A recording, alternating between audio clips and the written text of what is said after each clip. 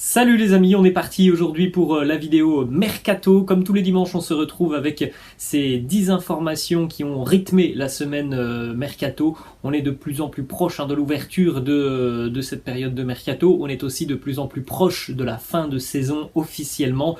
Donc évidemment des négociations qui sont très actives déjà depuis quelques semaines entre certains joueurs, certains clubs et certains agents ou représentants. Donc comme d'habitude, les 10 plus grosses infos de la semaine. On est parti directement avec une nouvelle fois Riyad Mahrez, l'international algérien, au centre de nombreuses rumeurs, puisque Riyad Mahrez sera bientôt en fin de contrat avec Manchester City. Alors c'est pas pour cet été, ça sera pour l'été 2023, la fin de contrat de Riyad Mahrez, et il est vrai qu'on entend très peu parler d'une prolongation de contrat de Mahrez avec City, même si ça reste évidemment plus qu'envisageable.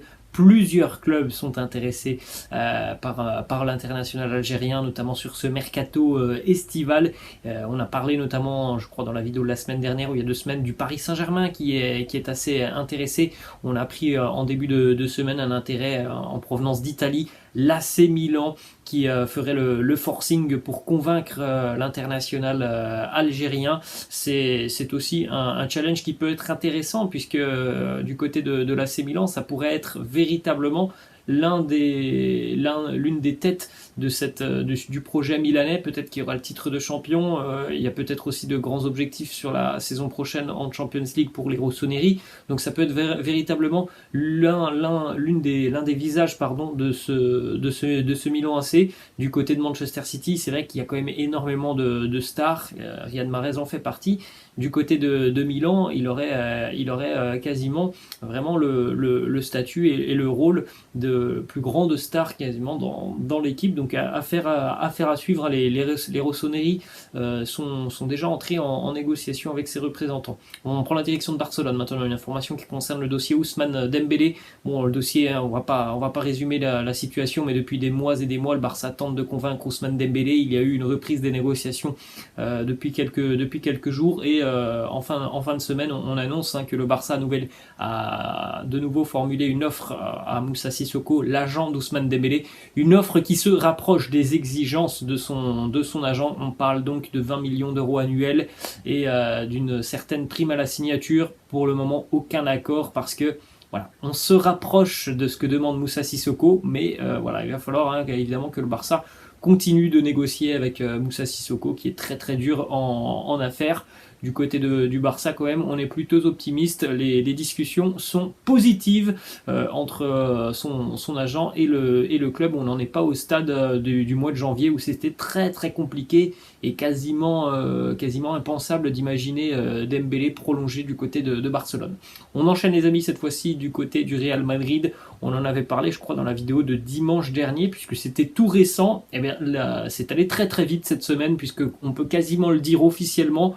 Antonio Rudiger, le défenseur des Blues de Chelsea, s'est engagé avec le Real Madrid. Il y a un accord verbal. La signature devrait intervenir dans les tout prochains jours et l'officialisation devrait arriver d'ici à la fin de saison, vraisemblablement après la fin de saison. Donc c'est allé très rapidement, en l'espace d'une dizaine de jours. Le Real est passé à l'offensive après avoir appris que notamment ses représentants avaient baissé leurs exigences, et tout le monde est très rapidement tombé d'accord. Donc Antonio Rudiger qui devrait s'engager avec le Real Madrid, contrat de 4 ans pour le défenseur allemand du côté de la capitale espagnole. On continue les amis du côté de l'Allemagne, on va à Munich. Alors on va pas parler de Robert Lewandowski. En ce qui concerne Lewandowski, voilà, il est toujours plus proche d'un départ que de continuer avec le Bayern, même si le Bayern n'est pas forcément ouvert à un départ. En tout cas, le joueur, lui, souhaiterait quitter le club. Donc pour le remplacer du côté bavarois, on est en train de s'activer.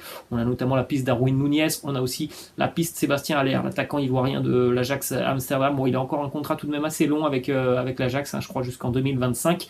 Le prix, c'est pas forcément très cher. Le prix de Sébastien Haller, c'est environ 30 ou 35 millions d'euros. C'est quelque chose qui reste évidemment accessible au Bayern. C'est un profil très intéressant, très, très longiligne, puissant offensivement et très juste devant le but. C'est déjà plus d'une trentaine de buts cette saison, toute compétition confondue, avec le club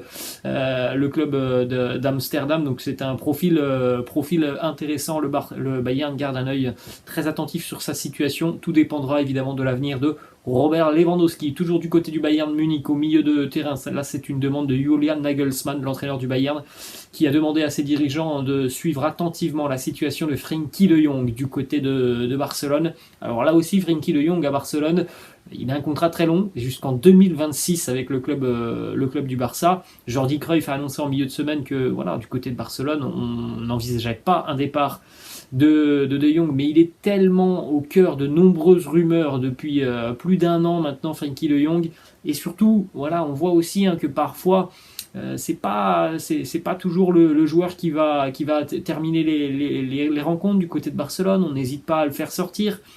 Voilà, on ne peut pas être sûr de la situation de Frenkie de Jong au Barça et surtout de comment il ressent les choses du côté de Barcelone. C'est vrai que parfois il est souvent remplacé, Frenkie de Jong, au détriment d'autres joueurs. Donc c'est sûr que peut-être que lui aussi envisage une autre suite à sa carrière, même si ça semble assez peu probable. Ensuite, on enchaîne du côté de Monaco. Information qui concerne Aurélien Tchouaméni, contrat jusqu'en 2024 pour Tchouaméni, mais il pourrait vraisemblablement quitter Monaco cet été puisqu'il y a déjà un accord du côté de Monaco. Si on a une offre assez satisfaisante qui arrive cet été, on laissera partir le joueur.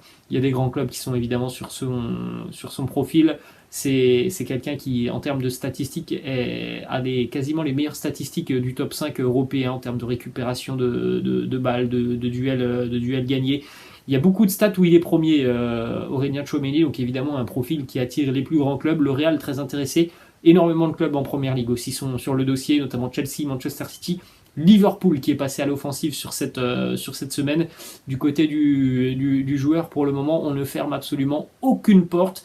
Et il semblerait tout de même qu'il va vivre là, donc dans ces dernières semaines, ces derniers matchs avec l'AS Monaco, il va vraisemblablement passer donc un nouveau palier dans sa carrière. On poursuit les amis du côté de Barcelone, ça concerne aussi le Bayern Munich. Alors du côté bavarois, le départ de Lucas Hernandez n'est forcément pas une priorité. Côté bavarois, on aimerait d'ailleurs qu'il continue, qu'il puisse encore prolonger son contrat. Mais en tout cas, le Barça rêve de Lucas Hernandez. Contrat jusqu'en 2024 avec le Bayern Munich. Grand obstacle pour le Bayern, c'est évidemment le prix du joueur, quand on sait aussi que vraisemblablement que le Barça va devoir déjà convaincre sur le dossier Lewandowski, donc ça semble compliqué.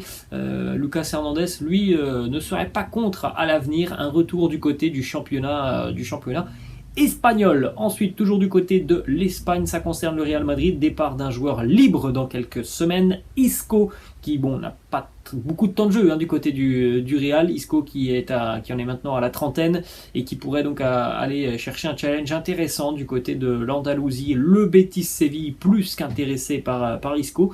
Plusieurs médias ont même annoncé cette semaine qu'il y avait déjà un accord entre Isco et le Betis, avec une sacrée prime à la signature pour le joueur, puisqu'il y aurait une prime à la signature de 20 millions d'euros pour Isco du côté du Betis. On sait qu'il va y avoir beaucoup de mouvements côté madrilène, que ce soit en ce qui concerne les arrivées, mais aussi vraisemblablement avec les départs de certains joueurs en fin de contrat, plus peut-être quelques prêts aussi côté madrilène.